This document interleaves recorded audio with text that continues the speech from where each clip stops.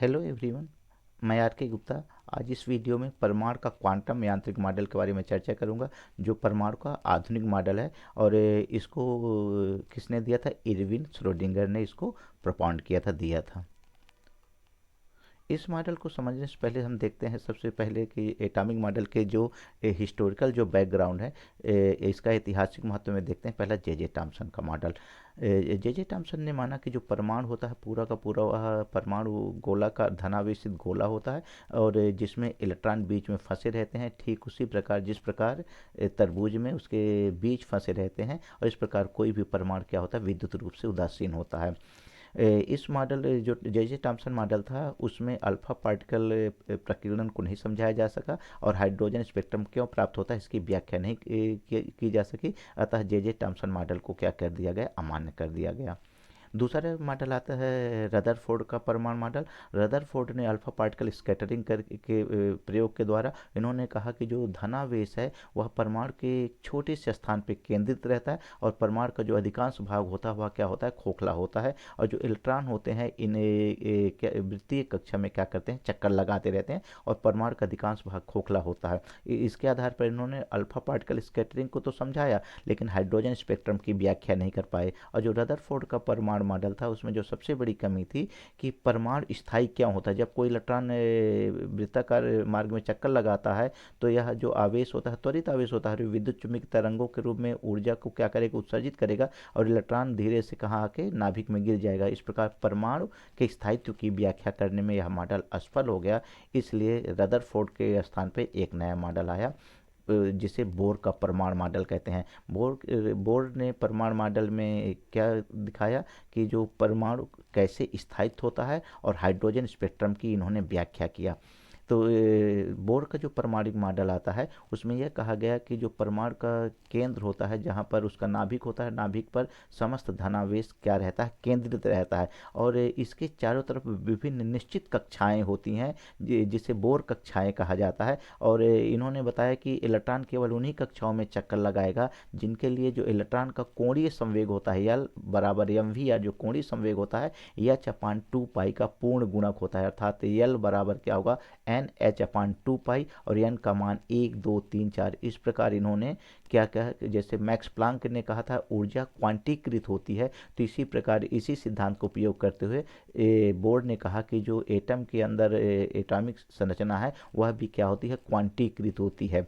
और जब इलेक्ट्रॉन अपनी कक्षा में चक्कर लगाता रहता है तो ना तो वह ऊर्जा को अवशोषित करता है ना उत्सर्जित करता है, लेकिन जब निम्न ऊर्जा अवस्था से उच्च ऊर्जा अवस्था में जाता है तो ऊर्जा को अवशोषित करता है, एवं उच्च ऊर्जा अवस्था से जब निम्न अवस्था में आता है तो फोटान के रूप में ई बराबर एच न्यू के रूप में ऊर्जा को क्या कर सकता है? उत्सर्जित करता है। इस आधार पर बोर्ड ने क्या एक्सप्लेन किया?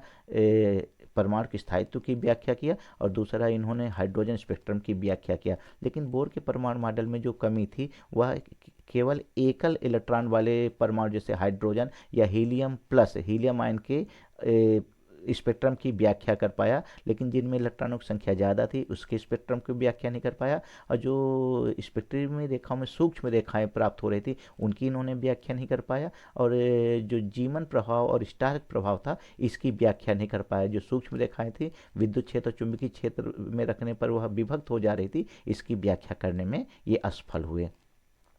तब आधुनिक मॉडल आता है, परमाणु का जो आधुनिक मॉडल आता है वो इरविन श्रोडिंगर आते हैं। इरविन श्रोडिंगर ने 1926 में क्वांटम मॉडल प्रस्तुत किया, और इस मॉडल को प्रस्तुत करने में D Broglie, max born, Heisenberg कई वैज्ञानिकों का योगदान है, लेकिन मुख्य योगदान इरविन श्रोडिंगर का है।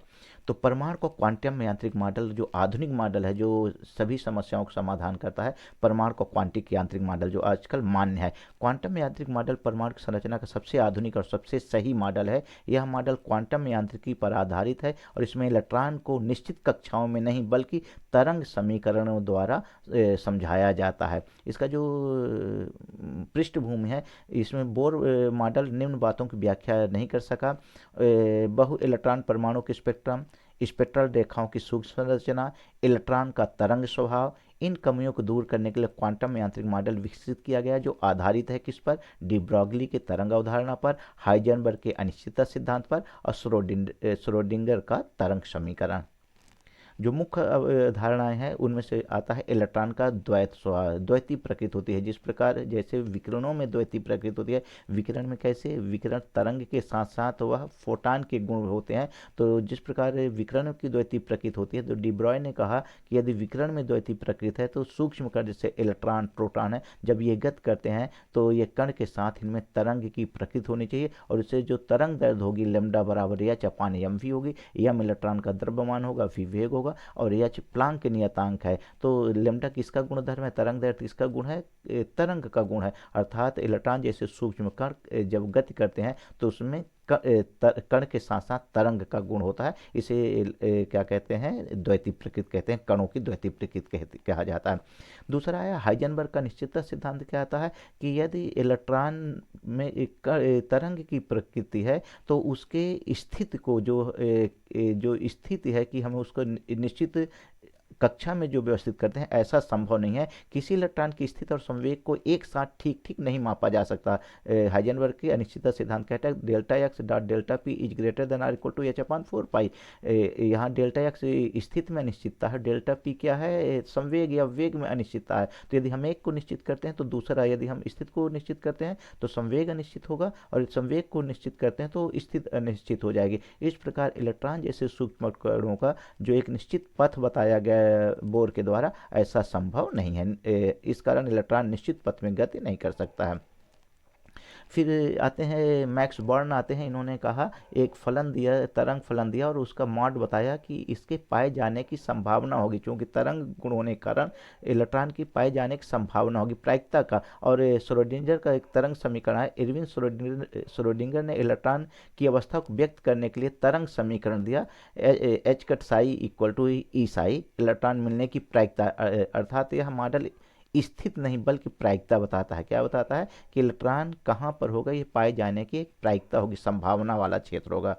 जो परमाणुविक जो कक्ष था, जो ऑर्बिट की बात कही जाती थी, कक्ष की या कक्षा की या सेल की बात की जाती थी, उसके स्थान में अब ऑर्बिटल्स का कॉन्सेप्ट आया, कक्षाएं आए। इलेक्ट्रॉन जिन क्षेत्रों में मिलने की संभावना अधिक होती है उन्हें कक्षाएं या ऑर्बिटल कहा गया। देखते हैं एक एक करके ऑर्बिटल कौन से ऑर्बिटल हैं। जैसे एस ऑर्बिटल है नाभिक के चारों तरफ, ये पी ऑर्बिटल है डम्बल के आकार का, यह डी ऑर्बिटल है डबल डम्बल आकार का, और यह एफ ऑर्बिटल है।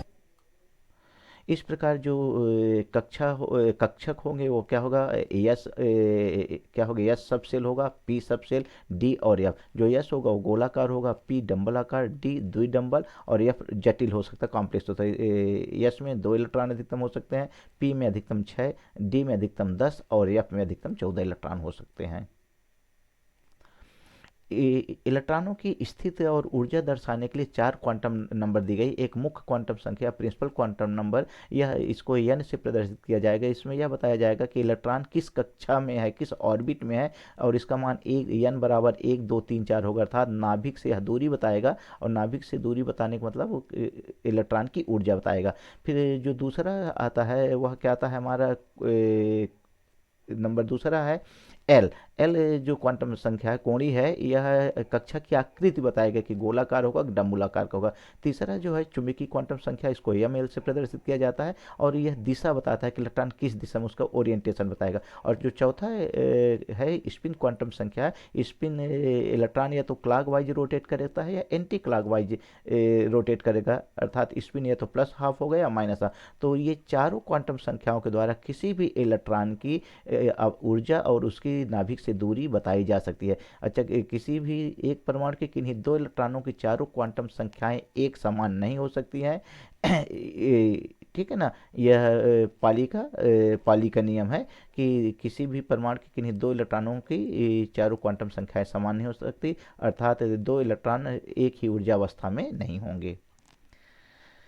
अभी इस मॉडल की क्या प्रमुख विशेषता है, इलेक्ट्रॉन निश्चित वृत्ताकार कक्षा में नहीं घूमता है, ऊर्जा स्तर क्वांटाइज्ड होते हैं, परमाणु स्पेक्ट्रम की सही व्याख्या करता है, बहु इलेक्ट्रॉन परमाणुओं पर भी क्या होता है, यह मॉडल लागू होता है। गुण क्या है, आधुनिक और सबसे सही मॉडल है, इलेक्ट्रॉन की तरंग प्रकृति को समझाता है, स्पेक्ट्रम की सूक्ष्म संरचना की व्याख्या करता है, आधुनिक भौतिक और रसायन विज्ञान का यह मूल आधार है। इसकी सीमाएं क्या है, इसमें गणितीय रूप से यह काफ़ी जटिल है और इलेक्ट्रॉन की सही स्थिति नहीं बताता है।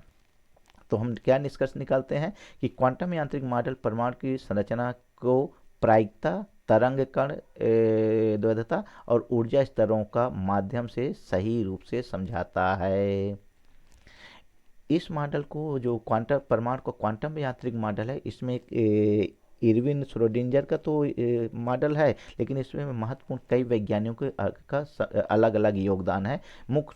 इसमें जो मुख्य योगदान है वो किसका है? Irwin Schrodinger. इन्होंने श्रोडिंगर तरंग समीकरण दिया जो इलेक्ट्रॉन को एक कण के बजाय तरंग के रूप में मानता है। इन्होंने कक्षकों की अवधारणा दिया कि कक्षक में इलेक्ट्रॉन कहाँ पाए जाएंगे? कक्षक में। वर्नर हाइजेनबर्ग ने कहा, उन्होंने अनिश्चितता का सिद्धांत दिया जिसके अनुसार किसी इलेक्ट्रॉन की स्थिति और उसके वेग या संवेग का एक साथ सटीक निर्धारण करना असंभव है। लुई डी ब्रॉगली ने कहा, इन्होंने प्रतिपादित किया कि पदार्थ जैसे इलेक्ट्रॉन में कण और तरंग दोनों के गुण होते हैं, अर्थात यदि तरंग का गुण होगा तो उसको एक निश्चित पथ में हम नहीं बांध सकते हैं। मैक्स बॉर्न ने क्या कहा, इन्होंने श्रोडिंगर के तरंग फलन की सांख्यिकी व्याख्या की जिससे यह पता चला कि परमाणु में इलेक्ट्रॉन के पाए जाने की प्रायिकता कहाँ सबसे अधिक है। Thank you for watching complete video. Please like, subscribe, share and leave a comment. Thank you a lot.